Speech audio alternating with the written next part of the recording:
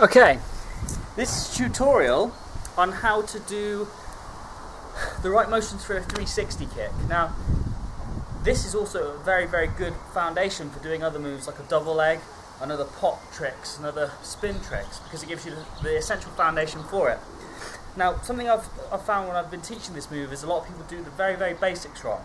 So I'm going to teach you in this video how to do the basics right, in terms of being aware of the airtime that you've got. So, pure and simple, a 360 kick, you take off facing your target, you jump up, you crescent kick your target or hook or whatever, and you land back in the position you were facing your target at. So, quick demonstration here. See, so target, spin around, bang, kick target. The issue that I find often is people have a poor 360-degree twist. So this is the first thing that needs to be fixed if you're trying to learn a 360 kick.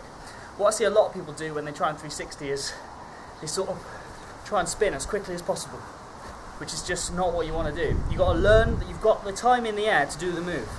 That's the very first thing, and this applies to things like double legs as well. So the first thing you can do is stop thinking of a target as in front of you and think of it as 180. So if I'm facing here, I want to get a nice high 180. And that's the first thing to learn, is to get that 180 up into a star jump, essentially. So you're going up like this. And the idea is, as you go up in that jump, you're turning, and then you're falling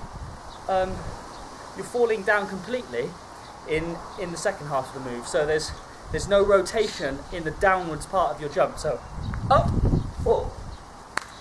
The next thing to do is to jump and do a half twist. So conversely, you jump, and then as you fall, you do the twist. Now that's harder, because you've not got the rotation to begin with. So the next thing really is combining those two things, so that you jump, you face, and then you fall. Now what this does is it makes you aware of the amount of airtime you've got, and it makes you a lot more likely to make use of that with when you kick. So just quickly, jump up, and lead down again. Now if you can get this nice, it becomes quite easy, and you get good awareness of your air. Now once you're feeling that, all you need to do really is add a kick in the point where you would normally stall for that star jump. So a good thing to do is start 180, and end 180. And then all you do is focus on changing your target. So at the moment I'd be thinking, right, target's behind me, I'm going to kick it, land back here. So you're still doing the 360 degree of rotation, but you're kicking slightly early.